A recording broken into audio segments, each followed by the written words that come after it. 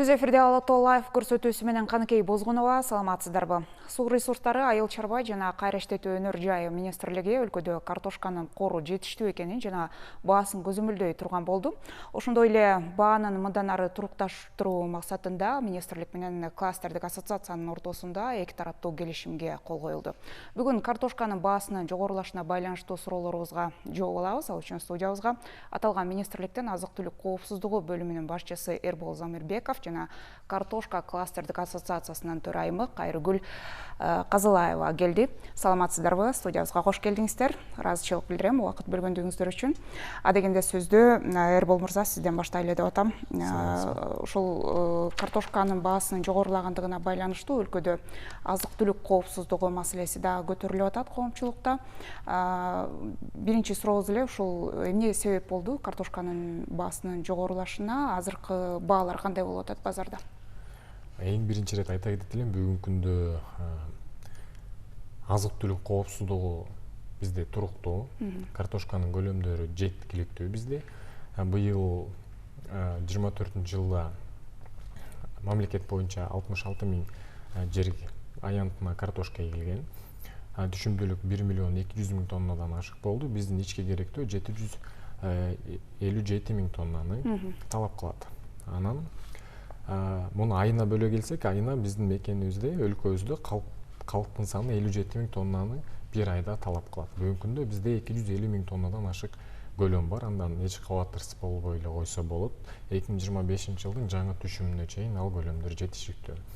Ошондой эле бул картошканын баасына бирден бир себеби болгон өзүңүздөр билгендей 2024-жылдын башында Казакстан Республикасы менен Өзбекстан Республикасы, Россия Федерациясында кичине суу каптоолор болгон. Ошол суу каптоонун себебинен баягы айыл чарба багытындагы айдоо жерлерин суу жуугандыктан көлөм кыскарып кеткен. Ошол учурдан бүгүнкү күндө бизде негизи эле илгертен бери картошканы бизден талап кылган бул Өзбекстан мамлекети болуп эсептелет.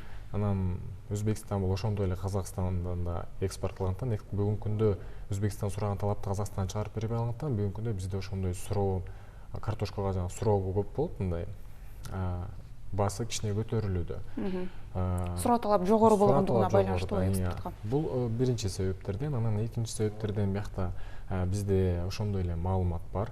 Ортодон жанакы суроо талапы жогору болгондуктан, баягы бул ортодон вгадан илип, ортодон ортомчулар дагы баага кичине таасир этип койгон маалымат бар бизде. Азыр баа кандай болуп атат базарларда бүгүнкү күндө? Бүгүнкү күндө баалар Бишкекте чоң базарларында 60 сомго чейин. Эң бул жанакы мындайча айтканда чоң калибрдеги отборный картошкалар. Ошондой эле маалымат иретинде айта кетсем, 1 февралда Бакыт Эргеш Төрөбаевдин жетекчилигинде жыйын өткөрүлгөн. Аяктан райондук акимдер, областтык жергиликтүү бийликтер катышып, аяктан түзмө-түз тапшырма берилген, оперативный штабтар түзүп, бүгүнкү күндө ошол азык-түлүк мааниге ээ продуктыларга, азыктарга бааны кармап калуу иш-чаралары жүргүзүлсүн деген. Ошол тапшырманын негизинде бүгүнкү күндө мамлекетибиздин стратегиялык маанилүү чоң шаарларында, ошондой эле жергиликтүү райондордо азык-түлүк жарманкештер өтүп атат. Аякта жанакы баалар товар өндүрүүчүлөрдүн өзү жанакы себестоимость менен койгон, эми кичине өзүнүн баягы акысы менен коюлуп атат. Ал бүгүнкү күндө картошка 35 сомго чейин алып атат региондордо. Түзмө-түз эң жакшы сапаттагы. Бул эми дүңүнөн алгандабы же? Жок, чекене. Ошондой эле бизде Бишкек шаарында бүгүнкү күндө ошол бияктан картофель кластер менен келишим негизинде бизде эң маанилүү пункт коюлган. Аякта ошондой картошкада бүгүнкү күндө акыбал боло турган болсо, баасы себепсиз кымбаттаган болсо, ошол ассоциация менен министрлик биргеликте ошол калкка базар баасынан 10-15% арзаныраак картошканы сатууга мүмкүнчүлүк түзүп беребиз деген. Анан ошондой эле бүгүнкү күндө өзүңүздөр билгендей бизде дем алыш күндөрү бул темир жолу вокзалынын жанында 12 микрорайондо, ошондой эле Восток 5 микрорайондо жарманкештер өтүп турат. Аяктан 50 сомго чейин бүгүнкү күндө картошканы сатып алсаңыздар болот. Анан ушул жумадан баштап ушул кластер менен биргеликте биз Бишкекти шаарында чоң базарларга 48-50 сомго чейинги кылып жанакы картошкаларды дыйкандарга түзмө-түз өзүлөр сатканга шарт түрдө сөйлөшүп ошол келаткан жумада ишке ашырууга максат койду. Демек, баа Борбор калаада калк көбүрөөк жайгашкан шаарларда кымбатыраак болуп атыптыр да, жогорураак болуп атыптыр да картошканын баасы. Бүгүнкү күндө жогорураак, бирок да түшүп аткандагы бизде факттар бар, баа түшө баштады. Анткени мындан бир канча себептер бар. Бүгүнкү күндө бул акыбал министрликтин толук контроль жүргүзүүдө. Андан сырткары бүгүнкү күндө Өзбекстан мамлекетинде Пакистандан уже поезд менен вагондоп эрте бышып чыккан, эрте жанакы чыккан картошка уже кире баштады. Кайргүл айым, жогоруда Эрпол мырза айтпадыбы, баягы негизги бирден бир себептердин бири жана баанын жогорулап кетиши бул экспортко чыга турган картошкага суроо талап көбүрөөк болуп атат депчи. Сиздер өткөндө ушул экспортко тыюу салалы дегенде министрлик сиздер каршы чыктыңыздар, макул болгон жоксуздар. Эмне себептен ага макул болгон жоксуздар? Негизи эле бааны турукташууда сиздердин таасири кандай бирик менен? Биринчиден ошо министрликтер экспортко каршы коебуз дегендей, картошканы экспортко каршы коебуз дегендей, биз каршы чыктык. Класстардын атынан обращение кылдык, кайрылуу кылдык министерствого. Анан биздин кайрылуубузга оперативно жооп беришти. Себеби 3 жыл мурун, 2-3 жыл мурун пияз менен ушундай маселе болгон. Экспортко каршы салганда пиязды бир сом эмес, даже мусорго ыргытканга муктаж болушкан биздин дыйкандар. Анан ошол эки маселе кайра кайталанбасын деген ой менен биз кайрылганбыз. Анан министрлик айтышты, биз анда картошка дыйкандары менен, өндүрүүчү дыйкандар менен биргеликте класстардын атынан сүйлөшүп бир баага келели деп. Бизге дагы талап дагы алар бизге условия коюп беришти да. Шарт түзүп беришти. 3 базардан, Орто Сай, Аламидин жана Ош базардан дыйкандарга орун бергенге, андан тышкары ошо дыйкандар түзмө-түз сата алыша алат. Ортомчулар жок, ошондо бааны жок дегенде 10%ке азайтышат деген максат менен ушундай шарт түзүп берип атышат да азыркы учурдачы. Биз ушул жумада, өткөн жумада как раз мынакей Эрпол мырза менен министрликтин өкүлү менен дыйкандар менен жолуктук. Катып отурбай, кампаларда качан баа дагы көтөрүлөт деп күтүп отурбай, андан көрө сатыңыздар, мынакей шарт түзүп берип аткандан кийин ушул шартты пайдаланыңыздар деп. Биз жактан дагы маалыматтар катып, түзмө-түз жолугуп айтканга шарттарды биз да түзүп атабыз. Себеби мынакей Эрпол айтып кеткендей, Өзбекстан биздин эң негизги чоң рыногубуз, экспорт кылчу рынок бул Өзбекстан. Өзбекстанга Пакистандан картошка кирип атат азыркы тапта эрте бышкан картошкалар. Ушул негизинде төмөндөйт деген божомол болуп атат да. Дыйкандарга дагы бул учурда риск чоң, эң чоң. Себеби алар даже азыркы баада сата албай калчу рисктер бар да. Ошол себептен алар алып чыгып, дүң болсо дүң сатышып, ошо мүмкүнчүлүк менен пайдаланып калыш керек да. Ошол ортомчулар эле болуп атабы? Ортодо баягы бааны жасалма түрдө жогорулатууга аракет кылгандар же ошо өндүрүүчүлөр арасында деле ушинтип кармап туруп атышабы картошканы? Баанын жогорулашынын себеби бул көп себептер. Бир жагынан бул Өзбекстан тарап жактан көп спрос болду. Экинчи жагынан ортомчулар дагы эми өздөрүнүн бааларын кошушту да. Эми мынакей спрос токтолуп атат, себеби Пакистандан картошка ушу Өзбекстанга кирип атат. Эми баа түшөт да. Ошондой прогноз бар.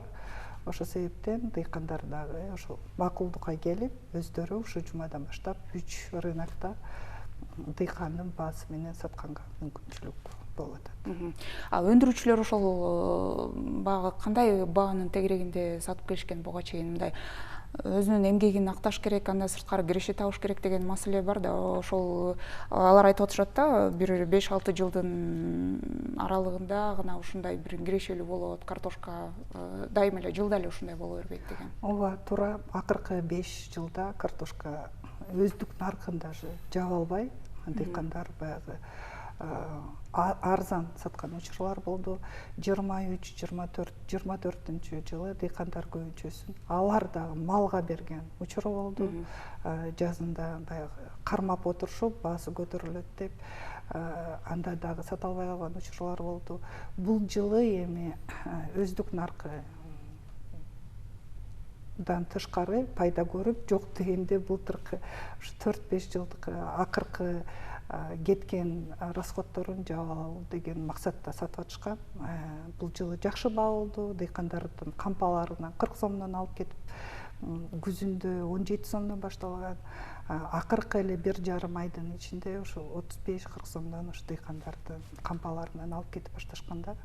Ошо 35-40 сом бул нормалдуу баа болот. Дыйкандарга аябай эле сонун баа болуп атат, өздөрүнүн расходторун жана өздүк наркты андан тышкары пайда көргөнгө. Акыркы жок дегенде 1-2 жылдын расходунда жаап алганга мүмкүнчүлүк болду да. Эрбол мырза, бизде азыр ошол экспортко тыюу салууга мындай зарылдык калдыбы же калган жокпу? Негизи эле канча экспортко чыгарабыз картошканы? Канчасы? 24-жылдын жыйынтыгы менен 23-жылга салыштырмалуу быйыл картошка 2 эсе экспортко көп кетти. 24-жылдын жыйынтыгы менен 92 миң чыкты. 92 миң тонна картошка. Бул 25-жылдын 10 февралына карата дагы 12 миң тонна кошумча, 12 миң тонна кошумча чыкты. Анан бияктан жанагы экспортко тыюу салуу боюнча айта кетсек, министрлик тараптан андай мисалы бүгүнкү күндө бизде 65% калктын айыл чөргөсүндө жашайт. Айыл чөргөсүндө жашаганда баягы мугалим болсо деле, мындай бир жеке ишкер болсо деле мындай өзүнчө жер иштетет, малчылык менен айыл чарба багытында иш аракеттерин жүргүзөт да. Анан биздин министрлик эң биринчиден бул дыйкандардын кызыкчылыгын алдыга коебуз. Бүгүнкү күндө бул бизде баштан эле түзмө-түз экспортко тыюу салалы деген ниет жок болчу. Бизде бул жанакы кандай десем, тыюу салган күндө деле биз бияктан тыюуну ортомчулар жок кылып, жанакы дыйкандарга түзмө-түз алып чыкканга мүмкүнчүлүк шарт түзүлүп берели деген ойдо бул иш башталган. Андан сырткары бияктан айта кетсек, жанакы бул картошка деген эми жыл сайын ар кандай баада болот. Баягы биздин кошуна өлкөлөрдүн суроо талабына жараша болот баасычы. Анан биз бул базарларга коюп берген жанакы социалдык оюнчаларды картошка арзан болуп кеткенде деле бияктан ортомчулар алып келип сатып Бишкектен оокатын кылат да. Анан ошол эле учурда биз деле ошо дыйкандарга да шарт түзүп берели. Картошканын баасы арзан болуп атканда, жанакы жеринен алганда арзаныраак болот да. Мүмкүнчүлүктөрү болсо бияктан өзүлөрү келип биздин калкка түзмө-түз сатканга шарт түзүп берели дегендей иш аракеттер болуп атат. Эми азыр турукташтыруу аракети көрүлүп атат да. Турукташты дегенде канча баада кармалышы керек? Эми турукташты дегенде бүгүнкү күндө бул биздин оюбузча реалдуу баа, эң жогорку баа бул жанагы эң мыкты сортко, мыкты сапатына бир 50 сомго чейин болсо бул абдан жакшы баа дегенибиз да. Чекене? Чекене баасы. Ошондо биздин баягы шаардын тургандары дагы ыраазы болот эле, ошондой эле дыйкандар дагы жакшы баада ошону реализация кылып, эки тарап тең мындай көңүлү ток болмок деген ойдобуз. Атайын чара көрүү зарылдыгы барбы же ошол эле жанагы импортты же болбосо бизде эми айрым жылуу аймактарда жакын арада жазгы талаа иштери башталат, аны эске алганда бир аз убакыттан кийин кайра эле жаңы картошка чыгышы мүмкүн да. Же ошол эле нерселерди күтөбүзбү? Жок, мисалы бияктан деген резко бир мындай кандай түшүндүрүп кетсем, сиз айткандай бир бааны коюп кыйнап койсок, бүгүнкү күндө биздин жанакындай мисалы Нарын областында көлдүн ак суу түп Чет Өгүз райондорунда дагы эле кыш аякта суук. Анан жанакы хранилищаларга салганда бүгүн озун ашта үшүп кетиши мүмкүн да картошканычы. Баарын алып чыкса бир алып чыгып кетиш керек, жарыма калса сууга алып коюшу мүмкүн. Анан аяктан ошол дыйкандардын ошо бир кармап турган себеби ошондон да. Анан бир азыр чара көрүп койсок, баягы ошо сактап калган дыйкандарыбыз зыянга учуруп калабы деген ойдобуз. Бүгүнкү күндө азыр айтып атабыз, сурап келгендер болсо ошону баа туруктуу кезинде реализация кылып сатып акчаңыздарды чыгарып алыңыздар деп. Бүгүнкү күндө риск бар, баа кайра түшүшүнө. ошондой эле сиз айткандай бизде тиги сатылбай калышы дагы мүмкүн да. Сатылбай калышы мүмкүн, сатылса да кайра арзан бага түшүп калышы мүмкүн бүгүнкү күндө. Анан ошондой эле бизде Ош облусунда жазы талаа иштери башталды. Быйыл Араван районунда эле 1700 гектар жерге баягы эрте бышеп чыкчу картошкалар себилүүдө. Ал майдын башы менен, майдын ортосу менен Кыргызстандын ички рыногуна таратыла баштайт. Ал эрте картошка бизде практика көрсөткөндөй экспортко чыкпайт, жалаң ички рынокко кирип кетет. Бизде жылда эле ушул айыл чарба тармагында жогоруда сиз айткандай бир жылы картошка кымбат болуп кетет же сата албай калабыз, бир жылы сабиз, бир жылы пияз деген сыяктуу маселелер бар да. Азыр ошол сиздер картошка өндүрүүчүлөр менен ушул багытта кандай аракеттерди көрүп жатасыздар ушундай кырдаал жаралбаш үчүн? Негизи Эми кийинки жылы мындай да эл арасында картошка кымбат болсо, эл баары картошка айдайт деген маселе. туура практика көрсөтүп атат, ушинтип картошканын баасы чыкса баары айдап алат, кайра баасы түшүп кетет да. Анан ушундай коркунучтар менен, рисктер менен күрөшүү жолдору бар. Бул мисалы негизи Кыргызстандын потенциалы эң чоң. Биздин климат аябай жакшы. Анан биздин потенциал үйрөндүк картошканы өндүрүп, ушул болгон Орто Азия, Центральный Азияга биз сатсак болот да, поставщик болсок болот. Биздин бул бирден бир мүмкүнчүлүгүбүз. Себеби биздин климат картошка өндүрүүчүлөр 1200 метр бийиктикте жайгашкан.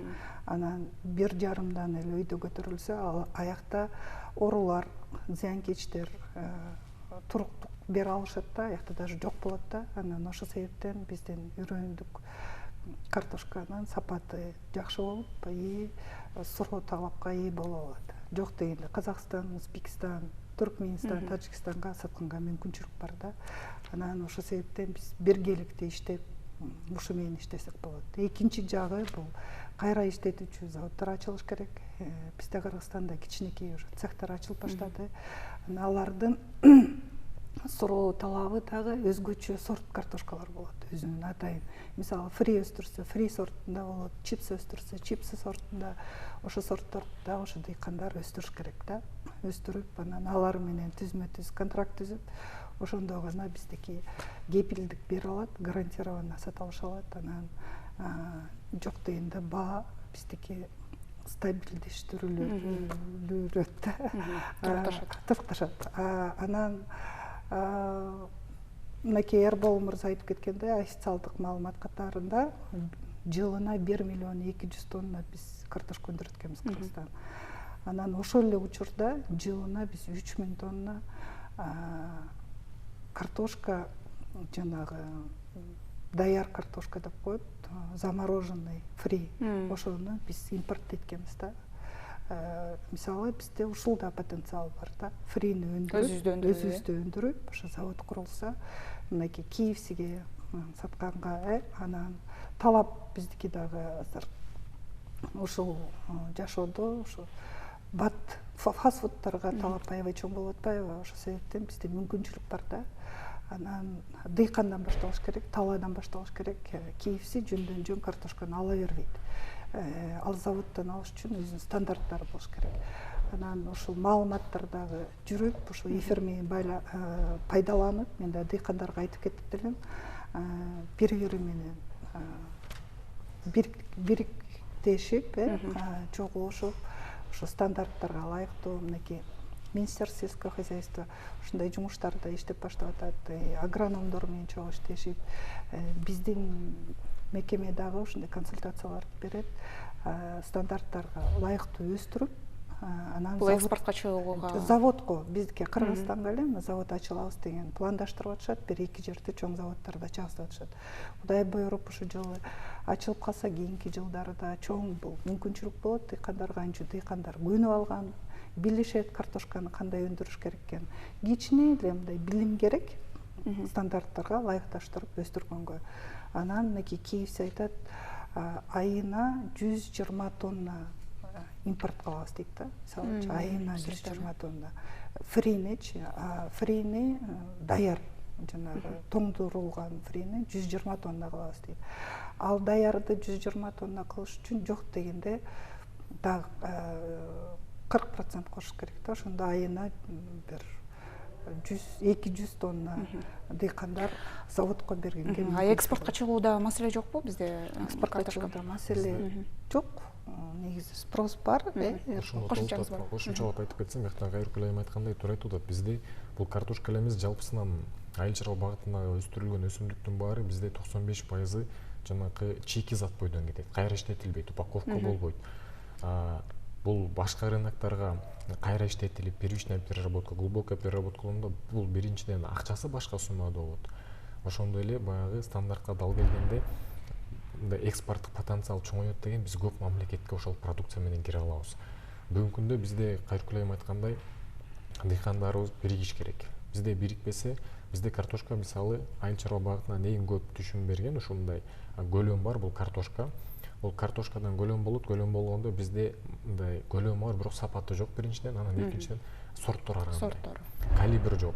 Ал мисалы бул дүйнөлүк рынокко чыкканда эң биринчи суралган бул сапаты, анан бир сорттук, анан калибр менен алышат.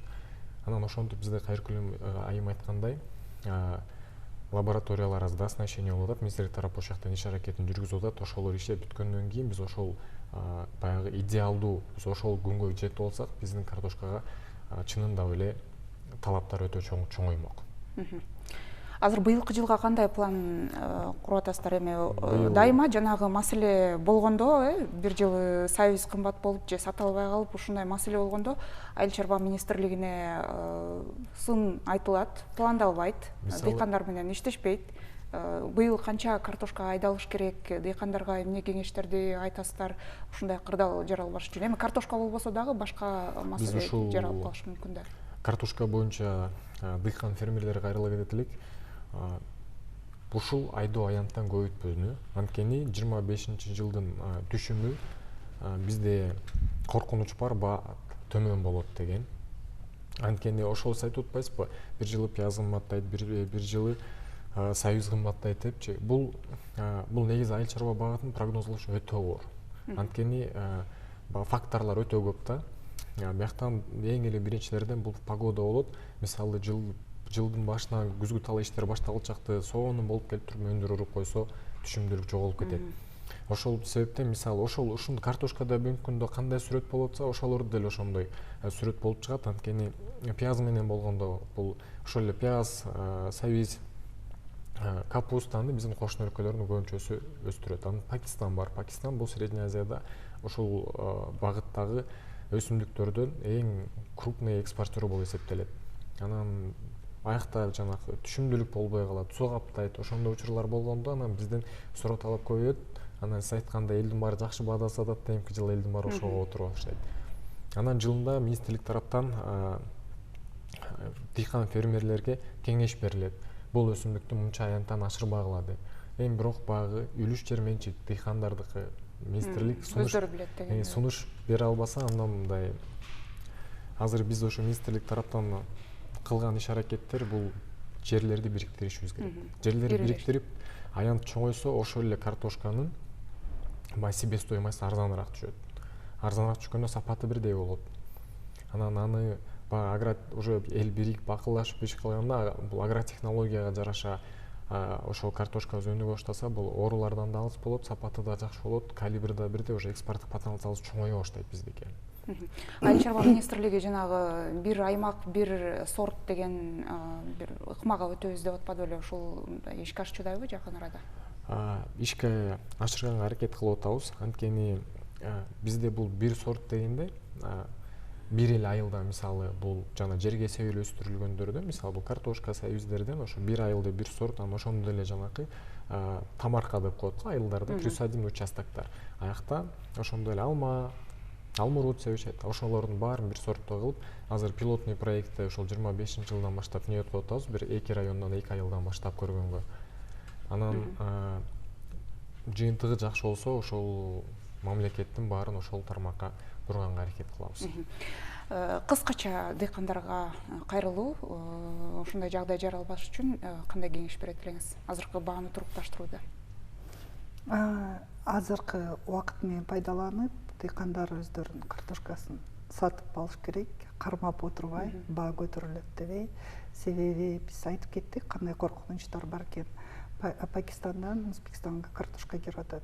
Биздин бирден бир багытталган бул мамлекет бул Өзбекстан болот, картошканы саткан. Анан азыр азайып атат, уже биздин картошкабыз өтүшүчү. Ошол себептен ушул учур менен пайдаланып, дыйкандар ачып, кампаларын ачып сатып алыш керек. Андан тышкары айтып кетип элем, ошо дыйкандар биргелешиш керек. Биргелишкенде себестоимость азаят, биргеликте, бир жерде сапаты да жакшырат.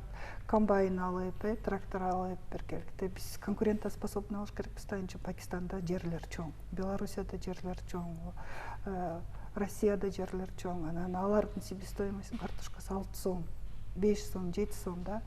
Өздөрү дыйкандар көрүп атат, акыркы жылдары мисалы трудовая сила деп коет, элдерди иштеткенге бир күнгө 2000 сом болуп атат. Бул 2000 сом жок дегенде 50% азаят эле да. Биз баягы биргелишсек, анчын бир дыйкан айтат да, мен жалгыз болуп алып комбайн сата албайм депчи. Эми ошол эмгек маңдай тер акталыш үчүн сөзсүз түрдө ушундай жолдорго барыш керек деген кеңешти өзүбүз да аракет кылыш керекпиз. Тем более азыр мамлекеттен КПК деп коет, кластердик айыл чарбанын колдоо боюнча 6% жеңилдеткен пайыз менен кредит берилип атат. Лизингке комбайндарды, тракторларды алса болот. Ошо менен биргелешип алып, ошо мүмкүнчүлүк менен пайдаланып кетишсе болот да. Бизге бөлүнгөн убакыт соңуна келип калды. Сиздерге дагы бир ирет ыраазычылык билдирип, убакыт бөлүп студиябызга келгениңиздер үчүн ишиңизге ийгилик каалайм. Саламатыңыздарчы. Ала Тоо Лайфтын бул чыгарылышында картошканын баасынын жогорулашына байланыштуу суроолорубузга жооп алдык. Студиябызда Суу ресурстары, айыл чарба жана кайра иштетүү өнөр жайы министрлигинин азык-түлүк коопсуздугу бөлүмүнүн башчысы Эрбол Замирбеков жана картошка кластердик ассоциациясынын төрайымы Кайыргүл Казылаева болду. Саламатта туруңуздар.